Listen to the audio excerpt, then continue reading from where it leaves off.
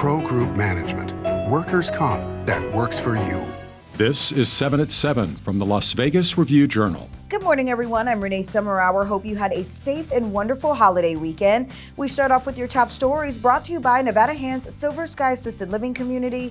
Learn more at nevadahand.org. Some families' Christmas was made just a little more special with the help of the North Las Vegas Fire Department and an annual tradition called Emergency Holiday Cheer. Toys are delivered to families in need all across the Las Vegas Valley. The program is held in partnership with local schools and the firefighters of Southern Nevada Burn Foundation. The story that they had kind of hit close to home for a lot of guys, and so we decided to do a little something extra special. So we have Santa deliver the toys directly to the children. This year, more than 100 families received gifts from the fire department's program. In more news, a man is in police custody after human remains were found in the bed of a stolen truck he used to flee from police. Eric Holland reportedly attempted to flee from police Thursday when police tried to stop him. Then he switched to another pickup truck. Both vehicles were reported stolen, and after police apprehended Holland, they found human remains in one of them. They say Holland is a suspect and is facing multiple charges, including open murder. Now it's time to take a look at your local weather forecast for the Las Vegas Valley. Rain chances and wind remain in the forecast after your holiday weekend. For Monday, a 30% chance of rain in parts of the valley. Today, winds topping around 34 miles per hour, highs in the upper 50s. Tonight, more rain, same conditions, lows in the upper 30s. For the rest of the week, rain chances will continue all week long. Snow could also fall in the mountains. Winds will also die down. This week's highs will be in the upper 40s. Evening lows will be in the mid to upper 30s. Sports, sponsored by Station Casinos STN Sports. Download the app and get a bonus up to $100 when you sign up. Cassie Soto here at Allegiant Stadium, where the Raiders have completed the sweep over the Denver Broncos, securing the 17-13 win on Sunday afternoon. The Raiders' ground game started and ended with running back Josh Jacobs. He notched a 100-yard game for the first time since November 15th, 2020. Funny enough, the opponent that day was the Denver Broncos.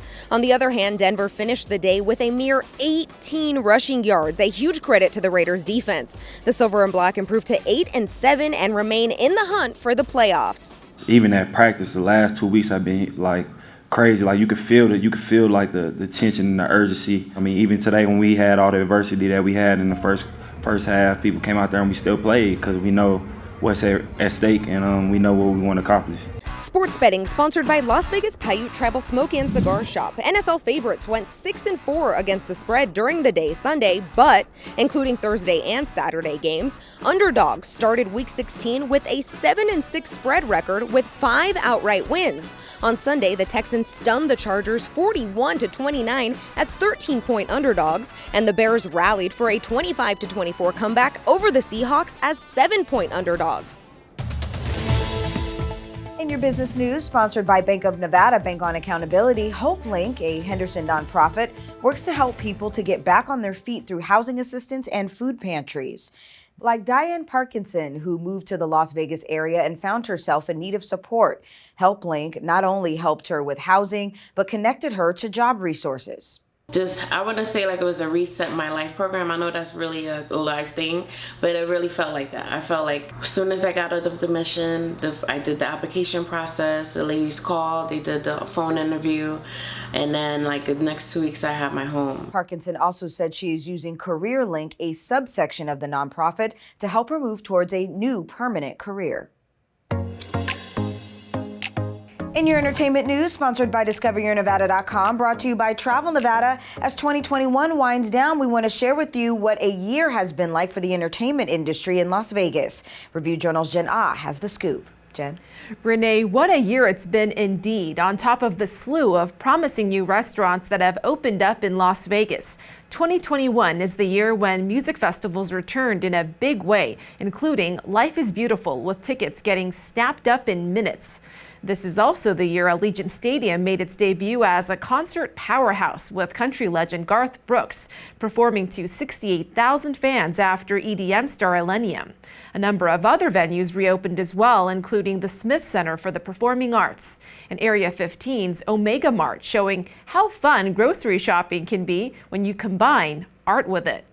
At the same time, it wasn't all sunshine and rainbows for the restaurant industry, as many operators grappled with staffing shortages.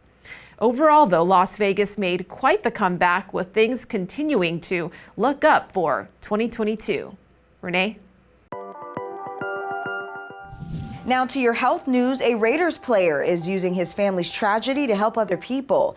Defensive tackle Solomon Thomas lost his sister to suicide in 2018. This past May, he launched a nonprofit, The Defensive Line, to educate people about mental health. And really the main goal is to reduce the stigma around mental health, specifically for young people of color, something that they're really focused on. And a lot of it is about education, educating people who can help students who are maybe struggling. And that's one of the main things that they're working on. If you or someone you know needs help, you can call 1-800-273-8255. In your lifestyle news, sponsored by Glittering Lights at Las Vegas Motor Speedway, when it comes to raising a child, there are many costs associated, including childcare. Review Journal's Kelsey Kendall has more on how parents are managing. Childcare is just one expense among many when it comes to raising a child. However, a Penny Hoarder survey finds that the cost of childcare often leaves parents feeling overwhelmed, as it is one of the biggest costs to hit parents. Half of parents are paying $1,000 or more a month for childcare. So this is an expense that ranks right up there with paying the rent or paying the mortgage. Now, the survey also finds that the monthly tax credit that has been coming parents' way during the pandemic has helped them to manage costs. What that tells us is that this is going to be an ongoing source of stress for families next year, and it's just not going away. What the survey found was that more and more often, parents are having to make tough choices to pay for childcare, such as taking on a second job, moving, or looking to other resources to help pay for necessary childcare. From the Review Journal, I'm Kelsey Kendall. Thank you for watching 7 at 7 a.m. I'm Renee Summerhour. If you have a Roku device, search Review Journal to download our channel. Watch Las Vegas Breaking News streaming live on your OTT device. We'll see you back here later today for 7 at 7 p.m. from the Las Vegas Review Journal. Have a great day. Review Journal Studio, sponsored by Adam Kuttner. Get the maximum settlement as quickly as possible. This 7 at 7 update, sponsored by Pro Group Management. You're watching 7 at 7 from the Las Vegas Review Journal.